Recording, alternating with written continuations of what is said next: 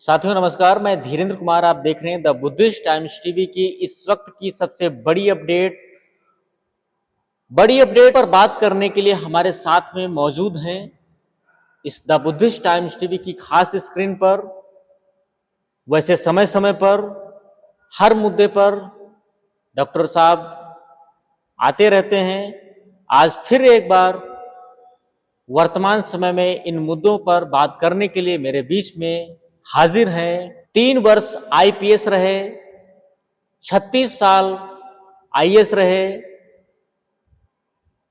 सचिव भारत सरकार व सेक्रेटरी एमएसएमई, तो एमएससी, पीएचडी, डीएलएड बुद्धिज्म से साहब ने समाज को सर्विस में रह करके बहुत कुछ सेवाएं की हैं और अपना योगदान दिया है।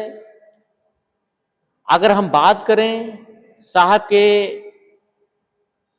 भारत में दलित, शोषित, वंचित समाज के लिए विशेष रूप से बात करें तो जितना भी हम कहें वो कम पड़ जाएगा, क्योंकि इतना योगदान साहब का रहा है वो हम शब्दों से बयान नहीं कर सकते हैं। लेकिन हम प्रयास करते हैं कि समय समय पर द बुद्धिस्ट टाइम्स टीवी के माध्यम से आपको दिखाने का काम करते हैं साहब की कहानी, साहब की जुबानी। तो हमारे बीच इस वक्त खास मेहमान आदरणीय डॉक्टर चंद्रपाल साहब है। तो साहब, एक बार फिर से the Buddhist times TV channel पर आपका हार्दिक स्वागत। नमस्कार, जय भीम, नव बुद्धा भाइयों और बहनों। ये बहुत ही समाज का महत्वपूर्ण कार्य कर रहे हैं और समाज को जगाने का कार्य कर रहे हैं। और समाज में जो कुरीतियाँ व्याप्त होती जा रही हैं, जो भय व्याप्त होता चला जा रहा है, उसको सही रास्ते पर लाने के लिए क्या स्टेप्स लिए जाने चाहिए और जो इन्होंने बिंदु उठाए हैं बहुत महत्वपूर्ण हैं। उन पर करीब करीब जब से मैं सर्विस में आया हूँ, 72 में मैं आईएएस बना, तब से आपको आश्चर्य होगा कि पहली अंडर ट्रेनिंग में भी ये बात शुरू हो गई थी कि क्या क्या करना है, कैसे करना है। आज जो बात करते हैं तो मुझे तो हंसी आती है कि बहुत पुरानी बातों पर लेकर के आज जो विचार कर रहे हैं नवयुवक लोग, बस यह जय जय जय जय जय जय भीम, ये करने से कुछ नहीं होना।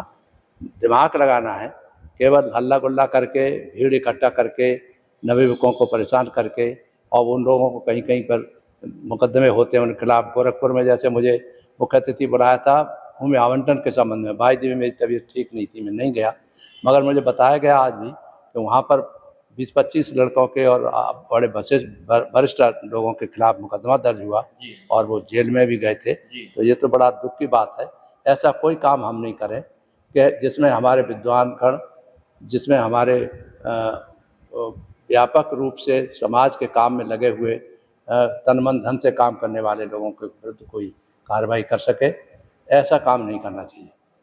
उसके लिए विवेक लगाना जरूरी है और स्थिति का पढ़ना बहुत ज़रूरी है कि ये काम नहीं करने हैं। अब जैसे आंदोलनकारी है, आंदोलन की आज भी बात हो रही है कि आंदोलन करेंगे, आंदोलन करोगे। आंदोलन से पहले भी मैंने कहा था कि आंदोलन, कम से कम मैं तो आंदोलन के पक्ष में नहीं।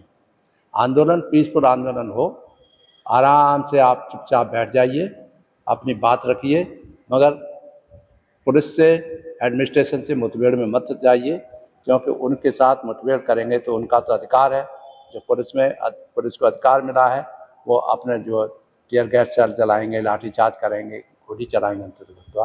तो इससे तो स्थिति बहुत खराब, भयानक स्थिति हो रही है। ये नहीं होना चाहिए। और ये बिल्कुल भी मैं परामर्श देना चाहूँगा अपने नवयुवकों के कि होश में जोश नहीं खोना चाहिए। होश है, जोश है, मगर उसमें होश ही खो बैठे तो क्या फ़ायदा है ऐसे आंदोलन करने से। तो ये कहावत है। तो एक तो मैंने आंदोलन के बारे में कह दिया, क्योंकि पीसफुल आंदोलन संविधान का जो अधिकार है उसके अंतर्गत आप कर सकते हो। बिना परमिशन के डॉक्टर अम्बेडकर की मूर्तियां लगाने पे झगड़ा, गांव-गांव में झगड़ा, ये इसके लिए हमारी सरकार जिम्मेदार थी।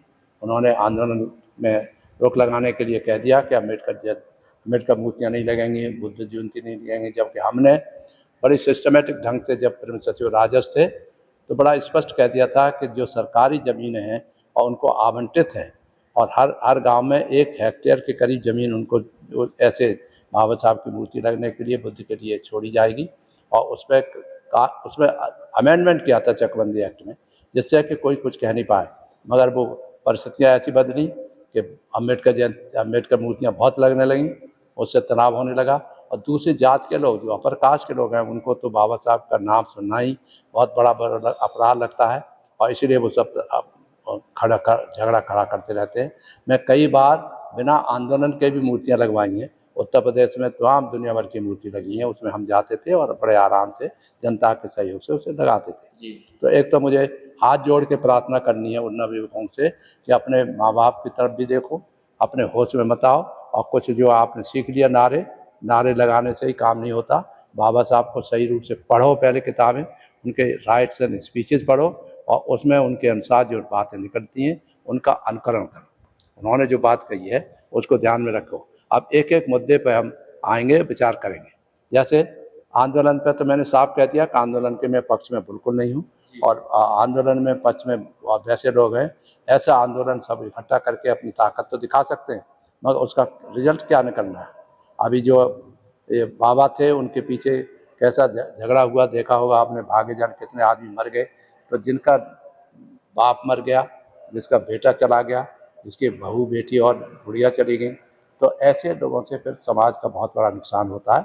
इसलिए मेरा हाथ जोड़ के प्रार्थना है, जो नवे जोश में हैं, MP बन गए या कुछ हो गए, उससे कोई मतलब नहीं है। ये जो MP बने थे चंद्रशेखर आज़ाद, वो उसके 3 लोग भी मेरे पास आए थे आगरा में, और सहायता करी कि साहब किसी तरह से और उसमें जेल में है और उसको छुड़वा दीजिए। तो मैंने जाके प्राइम मिनिस्टर के प्रिंसिपल सेक्रेटरी से, यहाँ के होम सेक्रेटरी से बात की। मैंने कहा अभी बिल्कुल नवयुवक है, उससे कोई गुंडा तो है नहीं जो उसको बंद किया गया है उसमें, तो वो किसी तरह से माने, और उसको वहाँ से छुटकारा मिला।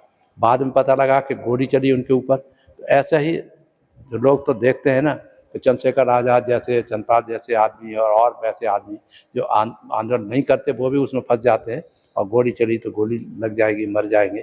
तो वो तो सारे जीवन की कमाई इसके पास है, माँ बाप को पढ़ा के लिखा के आगे करता है कि किसी तरह चले, और तुम जो हंगामा करके ये आंदोलन चलाते हो, ये तो गुंडागर्दी का काम है, गुंडों का काम है। बाबा साहब ने तो कभी गुंडागर्दी कराई नहीं। अब उन्होंने शांतिपूर्वक ढंग से किया, उनके ऊपर लाठी भी बरसी, ये हुई, तब से उन्होंने सोच लिया कि मैं नहीं करूँगा भाई, आप लोग करना चाहे करो।